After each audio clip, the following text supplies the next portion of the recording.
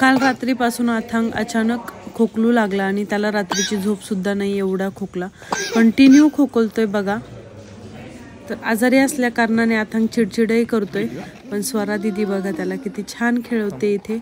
तर थोडाफार खेळतो देखील आहे आणि खोकला त्याला खूप त्रास देतोय. त्याला सर्दी, खोकला, घशात इन्फेक्शन आहे. Bingo Bingo. तर मित्रांनो, तुमच्याही घरात लहान मुलं असतील आणि आजारी पडल्यावर जर औषध घेत नसतील तर कशा पद्धतीने द्यायचं ते मी तुम्हाला दाखवणार आहे. इथे औषधासाठी अशा पद्धतीचे इंजेक्शन असतं बघा. तुम्ही जी नॉर्मल नवीन सिरिंज घेऊन धुवून स्वच्छ धुवून ती वापरू शकता. तर कशा पद्धतीने औषध दिलं जातं तुम्हाला बॉटल दाखवते. बॉटल बघा, जवळून दाखवा. तर ही बॉटलचं झाकण असं केलं उघडत नाही, ते एकदम प्रेस करून असं उघडावं लागतं. लहान मुलांना शक्यतो उघडताच येणार नाही, मोठ्यांनाच प्रॉब्लेम होतो. तर हे इंजेक्शन इथे इन्सर्ट करायचंय. हे बघा अशा पद्धतीचं आहे आणि आपल्याला आता 5 ml औषध अथांगला पॅरासिटामॉलचं द्यायचंय. त्याला खोकला आणि थोडा ताप जाणवतोय. हे बघा. तसेच ह्या बॉटलचे वैशिष्ट्य असे आहे की याच्यावर लिहिलेलं असतं की किती वयोगटातील मुलांना किती औषध द्यायचं. 3 to 6 months, 6 to 24 months. त्यामुळे हे औषध कोणत्या मुलांसाठी लागू आहे हे लगेच कळते या बॉटलवरनच. आणि ही अशा प्रकारची बॉटल असते, त्याला सिरिंज पण येते अशा प्रकारची. आणि हे बघ, आमचं अथांग औषध म्हटलं की पळत येतो, त्याला वाटतं खाऊच आहे. आणि स्वीट असल्यामुळं अथांग आवडीनं हे आणि पॅरासिटामॉल. तुम्ही इंजेक्शनने अशा पद्धतीने देऊ शकता लहान मुलांना, ते सोपंही जातं कुठे. आणि आपल्याकडे सिरिंज असते ना, ती वापरू शकता, जेणेकरून योग्य प्रमाणामध्ये, योग्य ml मध्ये आपण ते औषध मुलांना देऊ शकतो. तर आता ही बॉटलचं जे झाकण आहे हे लहान मुलांना सहसा उघडता येत नाही. असं फिरवलं तर उघडताच येत नाही. ते जरी फिरवलं लहान मुलांनी तर ते उघडणार खूप प्रेस करून असं ते प्रेस फिरवावं लागतं, उघडावं लागतं. अशी सिस्टीम आहे, कारण की लहान मुलांनी ते इझिली ओपन करून ते औषध पिऊ नये म्हणून अशा प्रकारची सिस्टीम आहे. अथांगला ट्रॅक्टर आवडतो. अथांगने आता पॅरासिटामॉल औषध घेतलंय.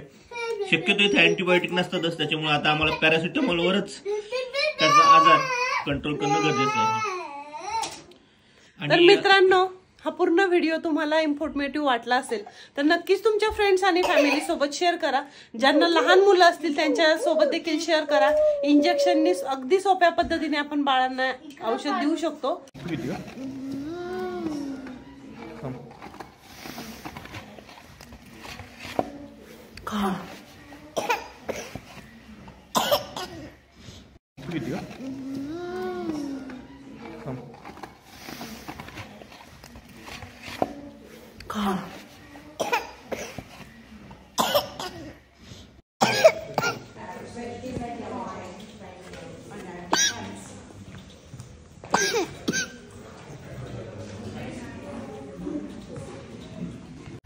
मित्रांनो, अथांग कंटिन्यू खोकलत होता, तुम्ही पाहिलं. आणि हे बघा, मी आता हॉस्पिटलमध्ये आहे. तर हे वारविकचं हॉस्पिटल आहे आमचं, म्हणजे तालुक्याच्या ठिकाणचं जे मेन हॉस्पिटल असतं ते मोठं हॉस्पिटल आहे. आणि जीपी म्हणजे प्रत्येक एरियामध्ये स्मॉल हॉस्पिटल्स असतात.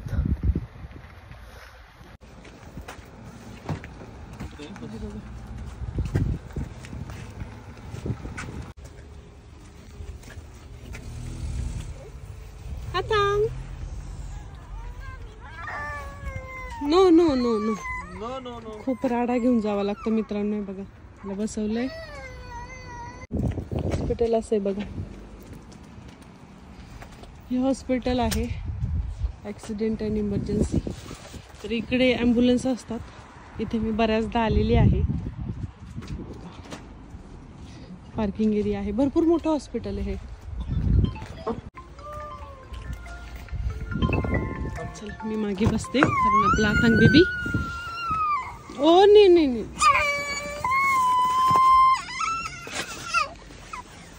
No no.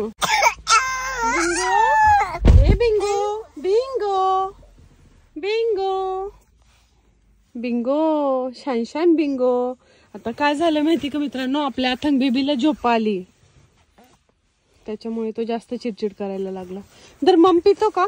फक्त सकाळपासून 2 बिस्किट्स खाल्ले बेबीने.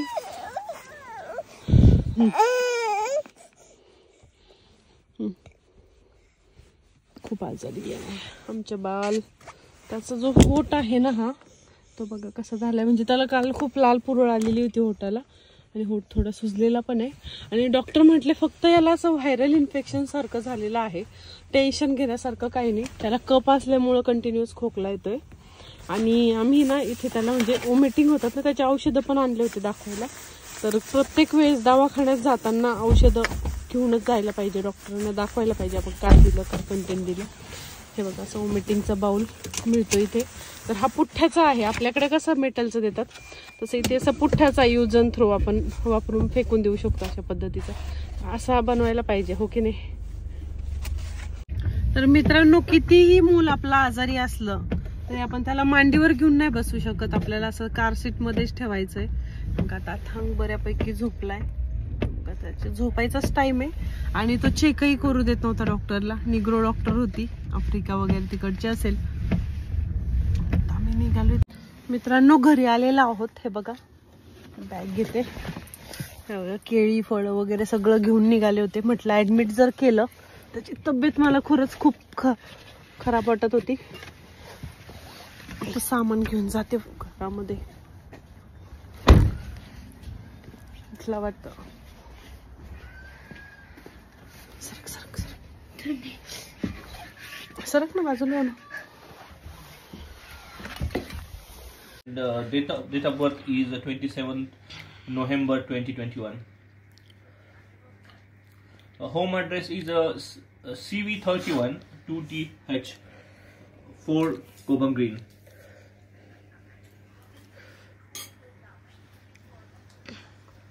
Yeah, we went there and yeah.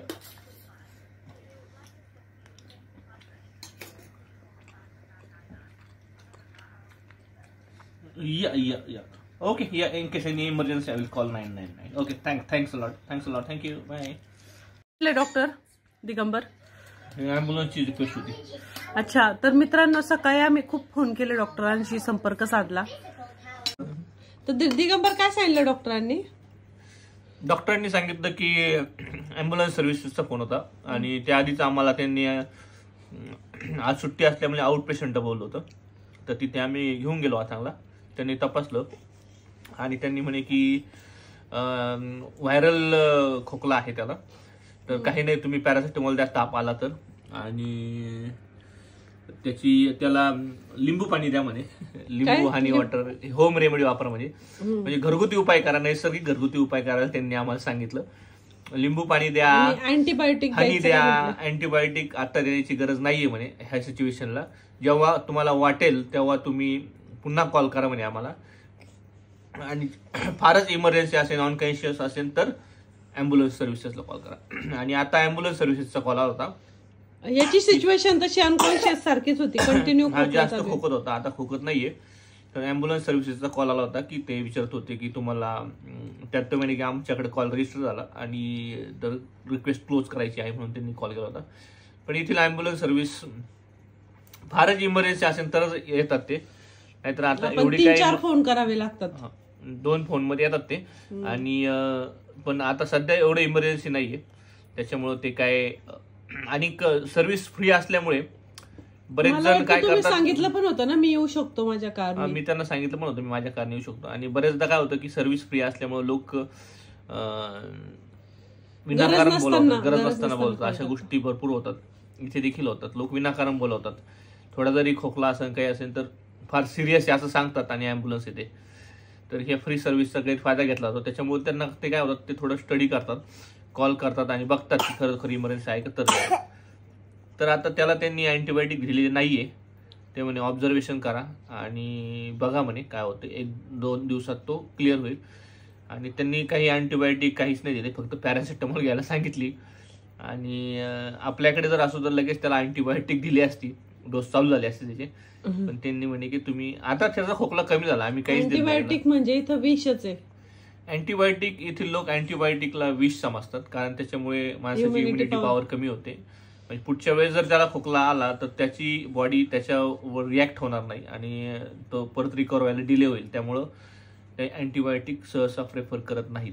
तर अशा प्रकारे आता तर तो बरा असं खोकणं फारच कमी झालं त्याचं. आता सकाळी जेवढा खोकत होता त्यापेक्षा सकाळी अचानक तो खात पण नव्हता, काही उलटी पण झाली आणि कंटिन्यू खोकलत होता कंटिन्यू. तर ह्या व्हिडिओचा पर्पज एकच आहे की आपण फार सिरियस होतो आणि डॉक्टरकडे पण आपल्याकडे लगेचच अँटीबायोटिक चालू करतात. थोडं पॅरासिटामॉल इंडियात जर असतं तर मला वाटतं त्याचं स्कॅन केला असता अथांगचा, कारण तो खोकलतच तेवढा होता. डॉक्टर म्हटले असते त्यांनी काहीतरी गिळलंय त्यामुळे. असो असो असो आमचं see purpose of this video is to antibiotic हे सहसा प्रेफर केले जात नाही आणि आपणही अँटीबायोटिक मुलांना कमीत कमी द्यावे एवढंच हा सांगण्याचा उद्देश आहे. धन्यवाद.